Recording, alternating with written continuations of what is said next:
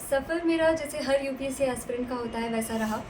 ऊंच नीच और थोड़े फेलियर्स, थोड़े सक्सेसेस, तो और लंबी जर्नी। लेकिन कुल मिला के सफ़र हो गया लास्ट में, तो सब अच्छा ही लगता है फिर। बहुत खुश हैं। सब लोग, मेरे दादा दादी, नाना नानी, सारे जितने भी लोग मुझसे रिलेटेड हैं, सब बहुत खुश हैं। मेरे मम्मी पापा सब बहुत बहुत खुश हैं। यहाँ मैं मौसी के साथ रहती हूँ। मेरे पिता मिनिस्ट्री ऑफ एक्सटर्नल अफेयर्स में काम करते हैं, तो वो ब्राज़ील में हैं फ़िलहाल, साओ पाउलो में पोस्टेड हैं। जी। और मेरी फैमिली यानी कि माता पिता और बहन और भाई, वो सब वहाँ ब्राज़ील में रह रहे हैं। और मैं मौसी के पास रह के मैंने पढ़ाई की। इंडिया में मैं लगभग 5 सालों से हूँ, जब से ग्रेजुएशन शुरू हुआ मेरा LSR से इकोनॉमिक्स, और 2 साल फिर मैंने पढ़ाई की है। मेरे पिता का इंस्पिरेशन था, उन्होंने ही मुझे बताया था सिविल सर्विस क्या होती है और कैसे एग्ज़ाम होता है। और फिर धीरे धीरे मैंने भी जैसे जैसे समझा कि एग्ज़ाम कैसे होता है, क्या होता है, वैसे वैसे फिर मैंने इसको परस्यू किया। तो इंस्पिरेशन पिता से आई और फिर धीरे धीरे वो मेरी इंस्पिरेशन बन गई। लगभग 8 से 10 घंटे पढ़ती थी, लेकिन कभी कभी ज़्यादा हो जाता था और कभी कभी कम हो जाता था, तो ऐसे कुछ सेट टाइम नहीं था, लेकिन लगभग मुझे लगता है फाइनेंशियली या किसी वैसे तरीके से मुझे कोई समस्या नहीं हुई। मुझे ऐसी कोई दिक्कत नहीं थी फॉर्चुनेटली, और सपोर्ट हमेशा रहा है सबका। तो मैं ये नहीं कहूँगी कोई बहुत बड़ा चैलेंज था। हाँ, ये था कि मैं क्योंकि इंडिया में पढ़ी नहीं हूँ, तो इंडिया की पढ़ाई मैंने कभी की नहीं थी, तो इस वजह से मुझे ये पता था मेरे बेसिक्स और ये सब मुझे काफ़ी एक्स्ट्रा मेहनत करके मुझे वो सब क्लियर करना पड़ेगा। तो वो एक चैलेंज था, लेकिन वो छोटा ही था उस हिसाब से।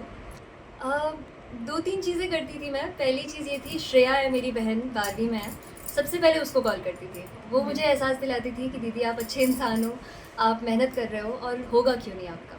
तो कोई ख़ास दोस्त या कोई ख़ास कोई ऐसा जिससे आप अपनी पूरी दिल की बातें कर सकते हैं। बाकी अगर बहुत परेशान होती थी, अपनी मौसी के पास चली जाती थी, वो मुझे कहानियाँ सुना देती थी। मौसा भी जब यहाँ थे तब वो कहानियाँ सुना देते थे, तो थोड़ा मन बहल जाता था। तो ये याद रखना ज़रूरी होता है, मुझे लगता है कि ये सिर्फ़ एक एग्ज़ाम है, ये पूरी ज़िंदगी नहीं है हमारी। तो इसमें इस तरह भी नहीं डूब जाना है कि हम खुद ही खो जाएँ। ये याद रखना है कि हम कौन हैं, हमारी क्या पोटेंशियल है, और बस लगे रहना है। मुझे लगता है मेरा गोल बहुत क्लियर था शुरू से कि मुझे यही करना है। पापा का बहुत गाइडेंस रहा, उन्होंने हमेशा बताया ये करो, ये समझो, न्यूज़ देखो, ये सारी चीज़ें। बल्कि पापा ने आंसर राइटिंग तक कराई थी मुझे, कि फर्स्ट ईयर में मुझे क्वेश्चंस भेजते थे कि इस पे आंसर लिख के मुझे भेजो। तो पापा का एक तो सपोर्ट और गाइडेंस ये बहुत ज़रूरी था। बाकी दूसरी चीज़ मुझे लगता है कि क्योंकि मैंने पहला अटैम्प्ट दिया था, मेरी एज हुई थी, मेरी तैयारी उतनी नहीं थी, लेकिन मैंने दे दिया था क्योंकि पापा ने कहा दे के देख लो। उससे मुझे समझ आ गया कि एग्ज़ाम की रिक्वायरमेंट्स क्या है। तो वो समझने के बाद मुझे लगता है मेरी पढ़ाई बहुत स्ट्रीमलाइन हो गई, और उससे मुझे फिर पता चल गया कि सेकेंड अटैम्प्ट में क्या अच्छे तरीके से करना है। और इस वजह से मुझे ये लगता है कि संदेश यही है, सबको पता है कौन से बुक्स हैं, क्या करना है, सारी सबको पता है। विश्वास रखें और लगे रहें, डट के एकदम मेहनत पे अपने विश्वास रखें।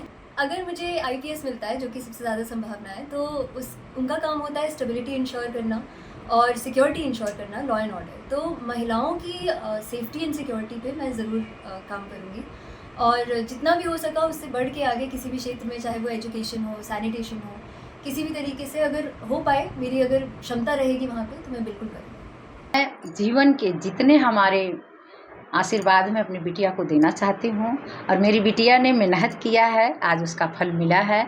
हम लोग इतना खुश हैं, मेरा पूरा फैमिली, हम 4 बहन 2 भाई हैं, और हर जगह जश्न मनाया जा रहा है बिटिया की खुशी के लिए। और अयोध्या के रहने वाले, जौनपुर, अयोध्या तो मेरा ससुराल है, बाकी मायका जौनपुर में है, इनका मायका वहीं है।